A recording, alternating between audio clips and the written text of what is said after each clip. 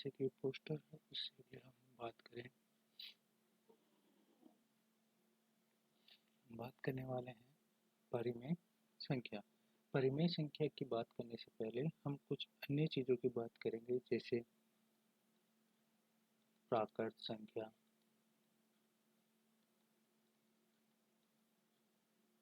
प्राकृत संख्या की बात करेंगे। फिर हम पूर्ण संख्या की बात करेंगे। किसकी बात करेंगे? पूर्ण संख्या की। पूर्ण संख्या के बाद में हम बात करेंगे पूर्णांक संख्या की बात करेंगे। पूर्णांक संख्या के बाद में हम बात करेंगे परिमेय संख्या की बात करेंगे।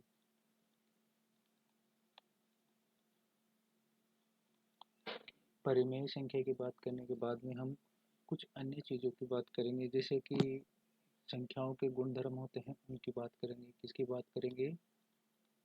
गुणधर्मों की बात करेंगे। क्रम भी पहले तो हम बात करेंगे संवर्त का, संवृत का बात करेंगे। फिर हम करेंगे क्रम विनिमय की बात करेंगे। क्रम विनिमय की बात करेंगे। क्रम विनिमय के बाद में हम बात करेंगे साहचर्य की।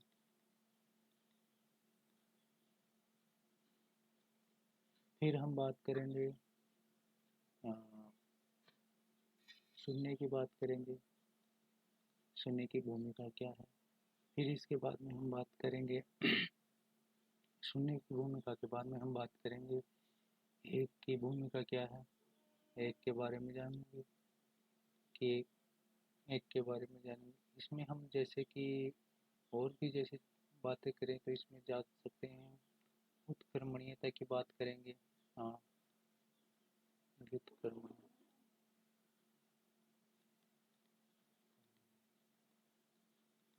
व्युत्क्रमणीयता की बात करेंगे। व्युत्क्रमणीय क्या है? तो सबसे पहले हम बात करेंगे प्राकृत संख्या की। किसकी बात करेंगे? प्राकृत संख्या। प्राकृत संख्या वह संख्या होती है जिसे हम काउंट कर सकते हैं। प्राकृत संख्या वह संख्या होती है जिसे काउंट कर सकते हैं। जैसे किसी ने आपसे कह दिया कि ये कितना है, तो आप क्या कहोगे कि सर ये तो एक है। उसी प्रकार से मैं कहूँ ये कितनी अंगुलें हैं, तो आप काउंट करोगे 1 2 3 4 5। इस प्रकार से मैं कह सकता हूँ जिन्हें भी हम गिन सकते हैं। क्या कह सकते हैं? वह संख्याएं जिन्हें हम गिन सकते हैं,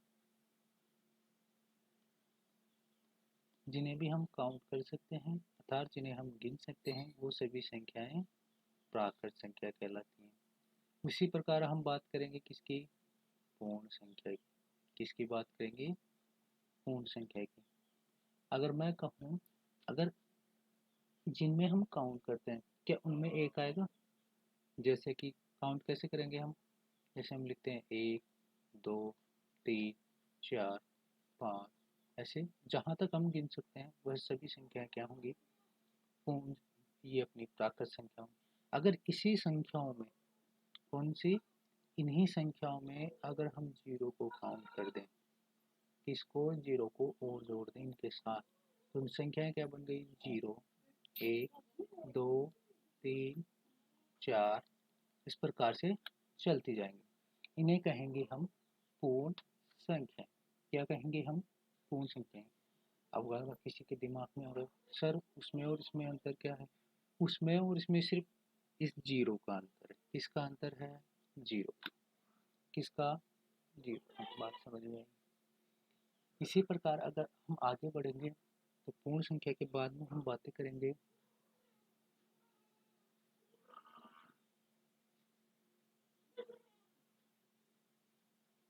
पूर्ण संख्या के बाद में हम जैसे हमने प्राकृत संख्या पढ़ी, प्राकृत संख्याओं के बारे में हमने पढ़ा। गिनने की संख्याओं को प्राकृत संख्या कहते हैं। गिनती की जो भी संख्याएं आती हैं, गिनती की जो भी संख्या यानी जिन्हें हम गिन सकते हैं वो सभी संख्याएं प्राकृत संख्याएं हैं। इन्हें हम धन पूर्णांक भी कहते हैं। धन पूर्णांक क्यों कहते हैं ये भी थोड़ी देर में पता चल जाएगा। धन पूर्णांक, धन का मतलब होता है प्लस वाली संख्या। धन का मतलब क्या होता है? प्लस वाली संख्या। इन्हें हम प्लस वाली संख्या कहते हैं।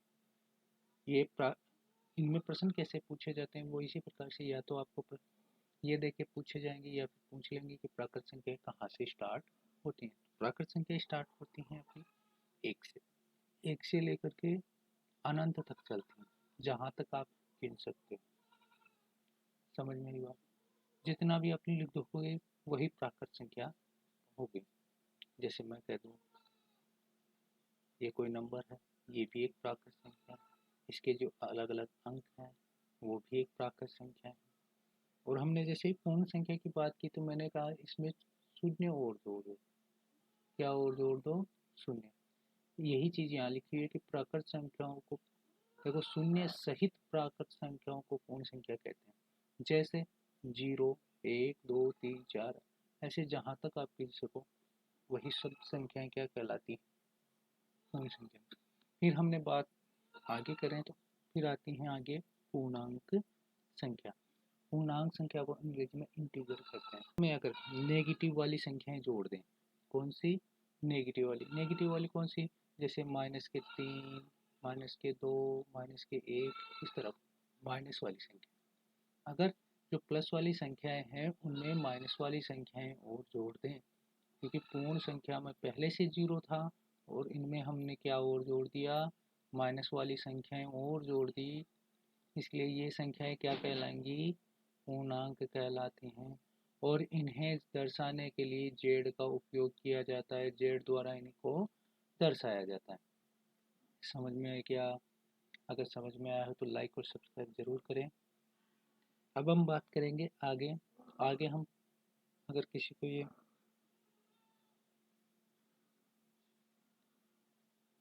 एक सेकेंड, अगर अब हम आगे बात करेंगे किसकी? परिमेय संख्या। परिमेय संख्या ऐसी संख्याएं जिन्हें हम p बटे q के रूप में लिख सकें। ऐसी संख्याएं जिन्हें हम p बटा q के रूप में लिख सकें और जहां q बराबर 0 नहीं होना चाहिए। अगर q बराबर 0 होते क्या बन जाएगी ये संख्या? अपरिभाषित। क्या बन जाएगी? अपरिभाषित। क्या होने पर? अगर 0 होगा, अगर q का मान 0 होगा तो ये संख्या क्या बन जाएंगी? अपरिभाषित संख्याएं बन जाएंगी। यानी कि कहने का मतलब ये हुआ सभी प्रकार की भिन्न भिन्न जो होती हैं अपनी वो क्या होंगी? परिमेय संख्याएं होंगी। समझ में आया क्या पूछा?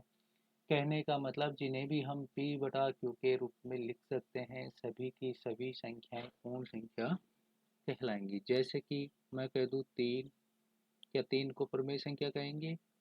4/5, 7/9, क्या 3 एक परिमेय संख्या है?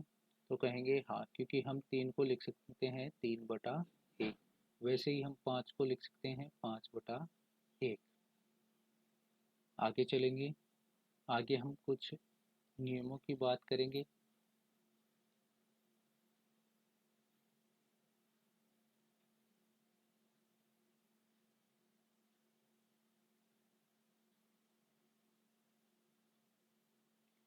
आगे हम बात करेंगे कुछ नियमों की, यानी कि नियमों की क्या कहें तो गुणधर्मों की बात करेंगे। सबसे पहले आता है समवर्त। समवर्त का मतलब होता है अगर हमने ए और मानो हमने इसे कहेंगे ए और बी, यानी ए और बी दो कोई संख्याएं ली, अगर उनमें जोड़ किया या बाकी किया या गुणा किया या फिर भाग दिया, ये बराबर नहीं है। अगर मैंने किसी संक्रिया के लिए ये काम में लिया ए प्लस बी, यानी ए और बी को जोड़ा, ए और बी को घटाया या ए और बी को गुणा किया, ये ए और बी में भाग दिया। भाग देने का मतलब हुआ कि अगर मैं इनमें ऐसी संक्रियाएं लगाता हूँ जोड़ बाकी गुणा भाग, ये संक्रियाएं कहलाती हैं। यानी मैं इस प्रकार से लिखता हूँ कि अगर मैं प्राकृत संख्या लूँ तो प्राकृत संख्या आती है, पूर्ण संख्या लें तो पूर्ण संख्या है। समझ रहे हो? पूर्णांक ले तो पूर्णांक है। अगर हम किसी भी दो प्राकृत संख्याओं को जोड़ेंगे तो प्राकृत संख्या ही प्राप्त होगी। अगर किन्हीं दो प्राकृत संख्याओं को घटाते हैं तो जरूरी नहीं कि प्राकृत संख्या ही आए। अगर जैसे कि मैं कह दूं घटाने की बात आ गई तो मैं कहूँ अगर 3 में से अगर 4 घटा दे तो कितना बचता है, माइनस का 1। देखो इधर वाला बड़ा है और इधर वाला छोटा है, इसलिए किसका बच जाएगा, माइनस का। तो मैं कह सकता हूँ कि ये जो अभी बना है वो क्या है, अपना पूर्णांक। अभी हमने थोड़ी देर पहले परिभाषाएं पढ़ी थी पूर्णांकों की, जिसमें भी माइनस की संख्याएं आ जाती हैं वो कौन सी हो जाती है, पूर्णांक संख्या। और ये क्या है, अपनी दोनों दोनों अलग अलग प्राकृत संख्या हैं। ये अपनी प्राकृत संख्या है और ये भी अपनी प्राकृत संख्या है। समझ में आया क्या कुछ। अगर हम बात करें प्राकृत संख्याओं की, किसकी, नेक्स्ट पेज ले लेते हैं। अगर हम बात करें प्राकृत संख्या की, प्राकृत संख्या के अंदर हमने बात की संवर्त की। किसकी बात की, संवर्त की। संवर्त का कहने का मतलब क्या हुआ, अगर किसी भी संख्या को अगर उसी प्रकार की संख्या में जोड़ा जाए, सबसे पहले योग के लिए देख लेते हैं। योग, जैसे मैं कहूँ 3 + 4 कितने आएंगे, 7। ये अपनी प्राकृत संख्या, ये भी अपनी, ये तो क्या है, अपनी प्राकृत संख्या, ये भी अपनी प्राकृत संख्या है। जो प्राप्त हुई, जो प्राप्त हुई वो भी अपनी क्या है, प्राकृत संख्या। क्या है, प्राकृत संख्या। इसका मतलब मैं कह सकता हूँ कि योग के लिए जो संख्याएं प्राप्त होंगी, अगर वो भी प्राकृत संख्या है तो वो क्या होंगी, योग के लिए प्राकृत संख्या योग के लिए संवर्त होंगी। प्राकृत संख्या योग के लिए संवर्त होंगी। कैसे लिखेंगे, हम लिखेंगे प्राकृत संख्या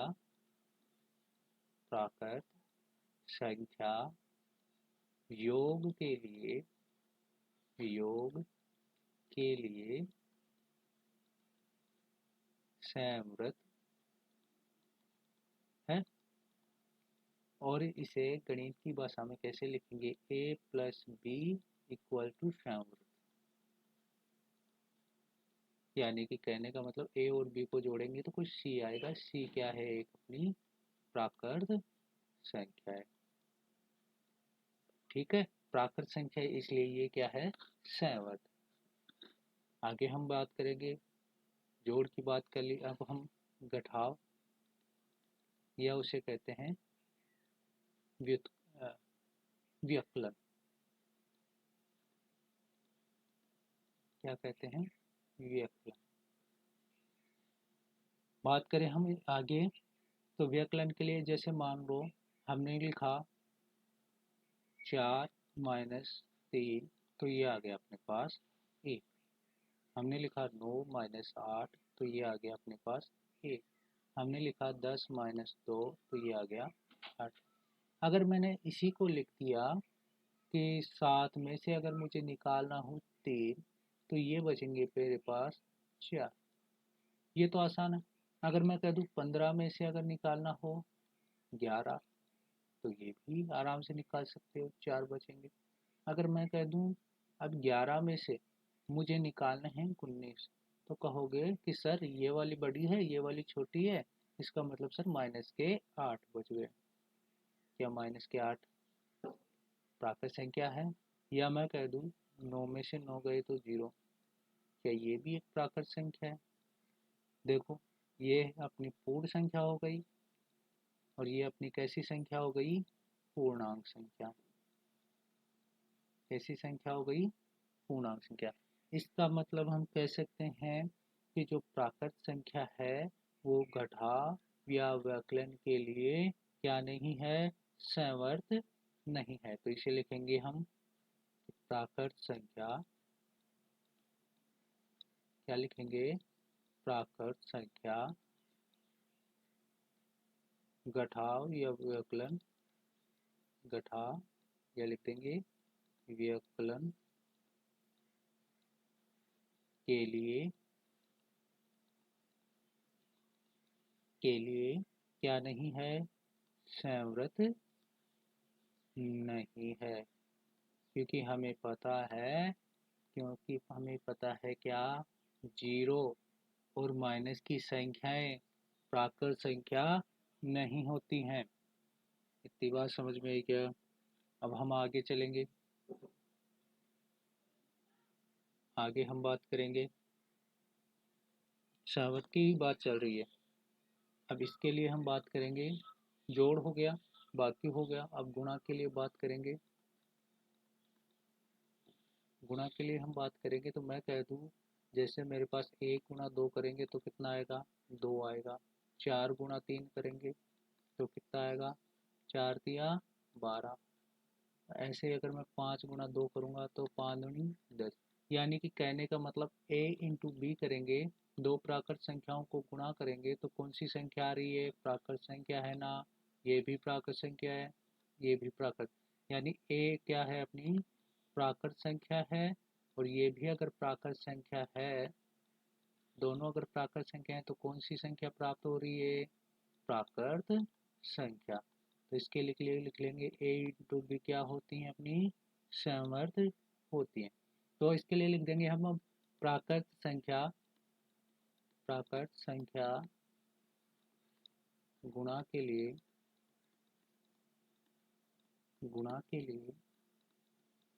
क्या होती हैं, समवर्त होती है। ये बात समझ में आएगी। ऐसे ही हम बात करेंगे किसके लिए, भाग के लिए। भाग में क्या होगा, जैसे अगर मुझे भाग देना हो 3 में, अगर भाग देना है मुझे 2 का, तो कैसे देंगे कि सर इसका भाग देंगे तो ये आएगा 1.5। ये आएगा। अरे भाग देना तो आता है, 3 में भाग देंगे 2 का, 2 एक का 2, कितनी बार गया, एक बार। फिर घटाएंगे कितना आ जाएगा, एक। एक में जाएगा नहीं तो भाग देने के लिए फिर पॉइंट लगाएंगे तो यहाँ आ जाएगा 0। और ये आ गया 5 दूनी 10। इस प्रकार से 10 में से 10 गए तो कुछ नहीं बचेगा, ये आएगा।